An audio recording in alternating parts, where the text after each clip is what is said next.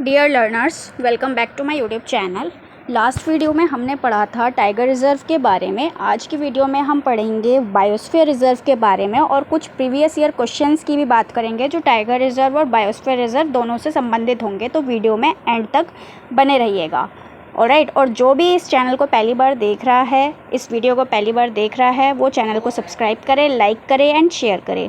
Alright, अब biosphere reserve की बात करें तो यूनेस्को ने प्राकृतिक और सांस्कृतिक परिदृश्य के लिए बायोस्फीयर रिज़र्व का नाम रखा और यहाँ पर ये प्रकृति के संरक्षण के साथ आर्थिक और सामाजिक विकास संबंध का संतुलित प्रयास करता है। ठीक है, लाइक हम जो मनुष्य हैं उनको कभी भी बीमारी वगैरह होती है तो जड़ी बूटी वगैरह चाहिए होती है, या फिर हम सभी संसाधनों के लिए प्रकृति पर निर्भर हैं। तो उन सभी चीज़ों को जब तक हम प्रोटेक्ट नहीं करेंगे यहाँ पर तो मतलब एक बैलेंस नहीं बन पाएगा। ठीक है, तो उसी का ये प्रयास करता है यूनेस्को, जिसके लिए इन्होंने यहाँ पे बायोस्फीयर रिज़र्व बनाया, जिससे प्रकृति और सांस्कृतिक परिदृश्य को प्रोटेक्ट किया जाए यहाँ पर और इसका एक बैलेंस तरीके से प्रैक्टिसेस यहाँ पर हों। ठीक है, it makes a balanced effort to relate economic and social development with the conservation of nature. मैं यहाँ पर हिंदी और इंग्लिश दोनों में रख रही हूँ। जहाँ पर मुझे लगता है कि ये हिंदी में होना चाहिए, ठीक है, वहाँ पर मैं हिंदी में भी जो कंटेंट है उसको मेंटेन करती हूँ। बट जहाँ पर मुझे लगता है कि हाँ यहाँ पर हिंदी की ज़रूरत नहीं है तो वहाँ मैं हिंदी नहीं रखती। तो मुझे कमेंट बॉक्स में ये सब नहीं चाहिए, ठीक है, क्योंकि मैं यहाँ पे मेंटोर हूँ। मैं आपको गाइड करने आई हूँ जस्ट, और एक वे दिखाने आई हूँ कि लाइक कैसे चीज़ों को पढ़ना है और कैसे लेकर चलना है। इन्हीं सब चीज़ों में उलझे रहोगे तो फिर आगे की पढ़ाई कैसे ही कर पाओगे। ठीक है, नेक्स्ट अगर हम बात करें, ये जो कार्यक्रम था वो शुरू कब किया गया था, तो 1971 में ये प्रोग्राम जो है वो शुरू किया गया था।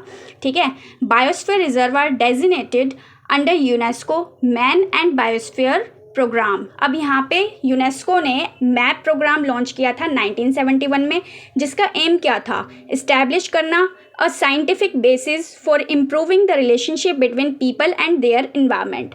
अब जब तक लोगों के और पर्यावरण के बीच एक संबंध स्थापित नहीं होंगे, एक बेहतर संबंध स्थापित नहीं होंगे, तब तक ये सभी प्रोग्राम जो हैं वो यूज़लेस हैं। ठीक है, तो यहाँ पे बायोस्फीयर रिजर्व में यही काम किया गया यूनेस्को के द्वारा।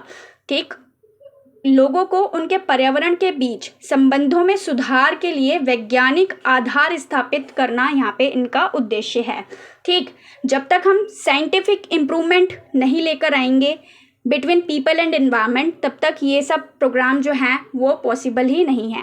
अब नेक्स्ट हम यहाँ पर बात करें इनके एरियाज़ की, तो बेसिकली इसमें 3 एरियाज़ शामिल होते हैं। फर्स्ट कोर जोन, सेकंड है बफर जोन, थर्ड है हमारा ट्रांजिशन जोन। जो कोर जोन होता है बेसिकली वो बिल्कुल मतलब प्रोटेक्ट कर कर रखा जाता है, और फिर उसके आसपास बफर जोन बनाया जाता है, और फिर ट्रांजिशन जोन बनाया जाता है जहाँ पे थोड़ी बहुत ह्यूमन एक्टिविटीज़ वगैरह हो सकती हैं। ठीक है, in India there are 18 biosphere reserve spread over the area of more than 16,000 square kilometre. ठीक है, भारत में जो हैं वो 18 बायोस्फीयर रिजर्व हैं जो 60,000 वर्ग किलोमीटर से अधिक क्षेत्र में यहाँ पर फैले हुए हैं, जिनको हम आगे जो हैं वो पर्टिकुलर कौन से ईयर में ये बने बायोस्फीयर रिजर्व और कौन से स्टेट में हैं और किस किस चीज़ के लिए ये बायोस्फीयर रिजर्व जो है ना वो महत्वपूर्ण है, वो हम आगे की वीडियो में पढ़ेंगे।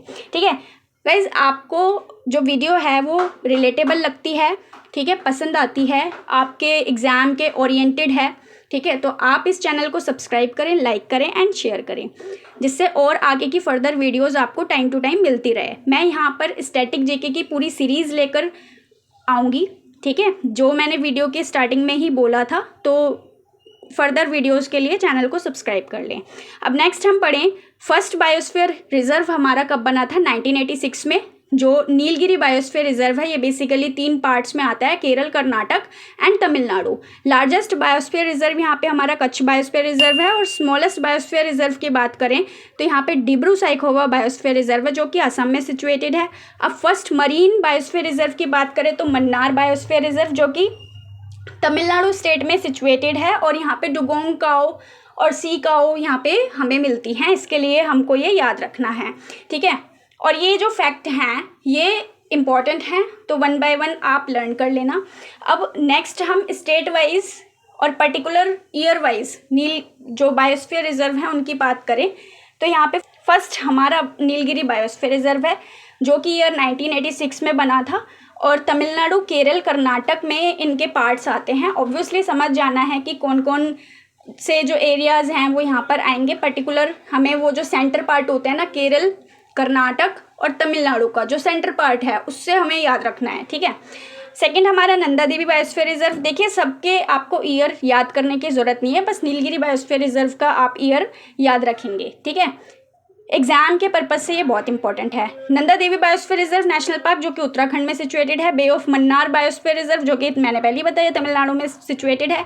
नोक्रेक मेघालय, सुंदरवन वेस्ट बंगाल, मानस असम, सिमलीपाल ओडिशा, दिहांग दिबांग अरुणाचल प्रदेश और Pachmarhi biosphere reserve Madhya Pradesh. Achanakmar Amarkantak biosphere reserve कुछ पार्ट इसका एमपी में आता है और कुछ पार्ट इसका छत्तीसगढ़ में आता है। आप मैप में देखेंगे तो यहाँ पे दोनों की जो एरिया है वो दोनों का घेरा हुआ है इसने, ठीक है। नेक्स्ट अगर हम बायोस्फीयर रिजर्व की बात करें तो run of Kutch biosphere reserve है जो कि 2008 में बना, गुजरात में सिचुएटेड है। Next cold desert biosphere reserve जो कि 2009 में बना, हिमाचल प्रदेश में सिचुएटेड है। कंचनजंगा बायोस्फीयर रिजर्व सिक्किम में सिचुएटेड है। अगस्थ्यमलाई बायोस्फीयर रिजर्व 2001 में बना, केरल और तमिलनाडु दोनों में कुछ कुछ पार्ट यहाँ पर आता है। Great Nicobar biosphere reserve Andaman and Nicobar में सिचुएटेड है। डिब्रू साइखोवा बायोस्फीयर रिजर्व 1997 में बना जो कि असम में सिचुएटेड है। शेषाचलम हिल्स जो कि आंध्र प्रदेश में सिचुएटेड है। पन्ना नेशनल पार्क यहाँ पे 2011 में बना और जो कि मध्य प्रदेश में सिचुएटेड है, ठीक है। पन्ना नेशनल पार्क और क्या कहते हैं बायोस्फीयर रिजर्व से रिलेटेड क्वेश्चन भी जो हैं वो पूछे गए हैं, तो आप आगे की वीडियो तक बने रहें जिससे हम प्रीवियस ईयर क्वेश्चंस भी कर पाएँ। देखिए मैंने यहाँ पे मैप भी मेंशन कर दिया है जिससे आप जो है वो बेहतर तरीके से आप मैप में मार्क करें और उसको अच्छे तरीके से लर्न करें, ठीक है। नेक्स्ट हम क्वेश्चन की बात करें यहाँ पे तो विच of the following tiger reserve receive the first international T2 award in November for doubling the number of tigers in 4 years against the target of 10 years।